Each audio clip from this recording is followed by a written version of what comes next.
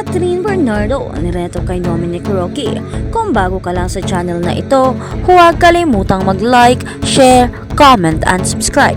At huwag kalimutang pindutin ang notification bell icon para maging updated ka sa bawat upload nating video.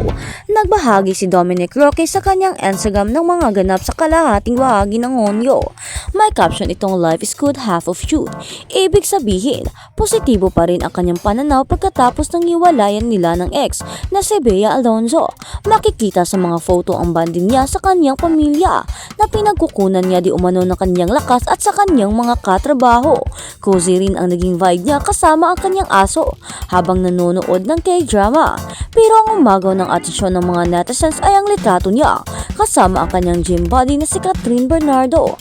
Marami naman ang bumilib sa pagkakaibigan ni na Dominic at Catherine. Maging ang inyong lingkod ay naging saksi sa closeness nila nang makasabay namin sila sa loob ng eroplano galing El Nido noong Marso. As a close friend, hindi kasi nakalimutan ni Dominic na umattend sa birthday celebration noon ng aktres sa resort nito sa Palawan. May mga netizens namang nagsabing bagay ang dalawa. Marami rin ang nagreto sa aktor na sana sila na lamang dalawa ni Dominic ang maging magjowa. Ito ang ilan sa kanilang mga komento. "Kat to my heart, sana sila na lang ni Kat. Hindi ako fan ni Catherine, pero ewan ko ba gusto ko si Dom ang magkatuluyan niya kasi parang mabait. Baka kayong dalawa ang susunod na mabalita na GF and BF. Good match Dom Kat. OMG, sana si Kat na lang mas bagay. Bagay kayo ni Kat Dom. I don't know why I am so happy when I saw Kat and Dom together." Ani pa ng netizens.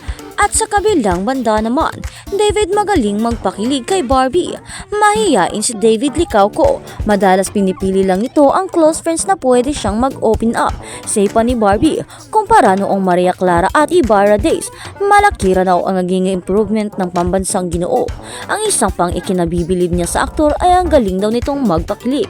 Ang maganda kasi kay David, very expressive yung mata niya, ani pa ni Barbie. So pag natutunan niya to work around it, to work on his eyes, napakadali na noon kasi magaling din naman siyang magpakilig. At sa lahat ng proyekto namin, kada project na ginagawa namin, nakikita ko yung confidence and comfortability niya na umarte. Given na mahiyain siya, diba? Pero pag naka sa set yan, hindi ganitong klaseng David ang makikita mo sa set. Talagang actor David yung makikita mo. Talagang game siya, willing siya, and character siya. Talagang game na game siya talaga. Makikita mo rin na unti-unti nang nabubuo yung passion niya for acting, for the craft. Lahat pa ng actress. I really admire him.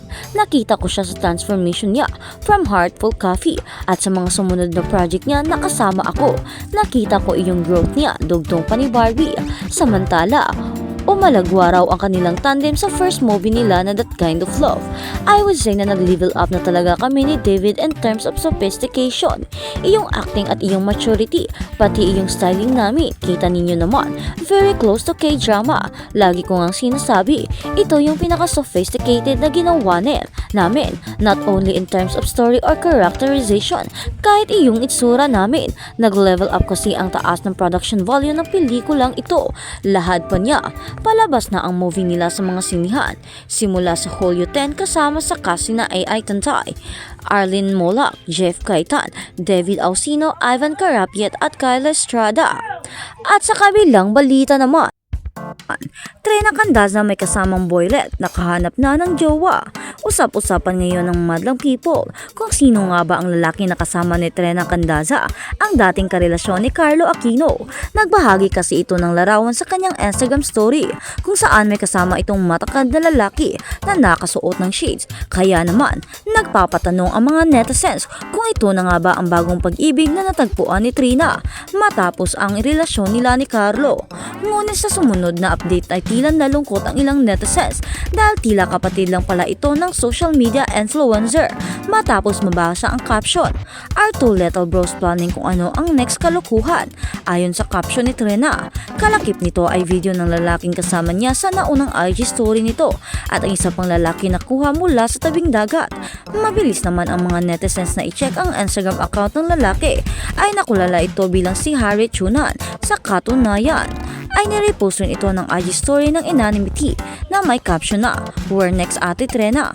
Palaisipan naman sa mga netizens kung baka tinuturing lang ito bilang nakakabatang kapatid ng social media personality dahil mukhang maibang lahi ito at magkaiba sila ng apelyido. Mailan pa na nagwi-wish na sana ay magkaroon na ng bagong love life si Trina dahil deserve nito ang maging masaya. Matatandaang nitong buwan lang ng ikasal ang kanyang ex-partner na si Carlo sa kapamilya actress na si Charlie Dizon.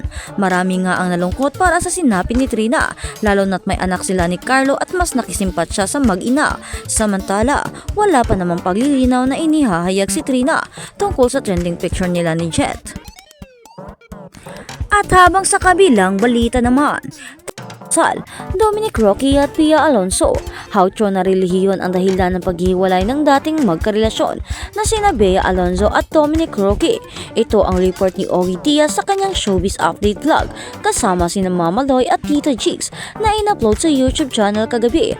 Matatandaang walang ibinigay na dahilan ang ex-couple kung bakit nila kinol off ang kasal at kamakailan nga ay inamin din ni Bea sa 24 oras sa panayam ni Nelson Canlas na hindi siya ang nag-initiate ng break up. Kwento pa ni Ogie, kay Bea na rin ang galing na hindi siya ang nakipag-break. So obviously, ang iniisip ng mga tao ay si Dominic ang nakipag-break kay Bea. According sa mga naririnig ko, itama naman si Bea. Ito ang senaryo na ang gusto raw ni Dominic ay Christian wedding.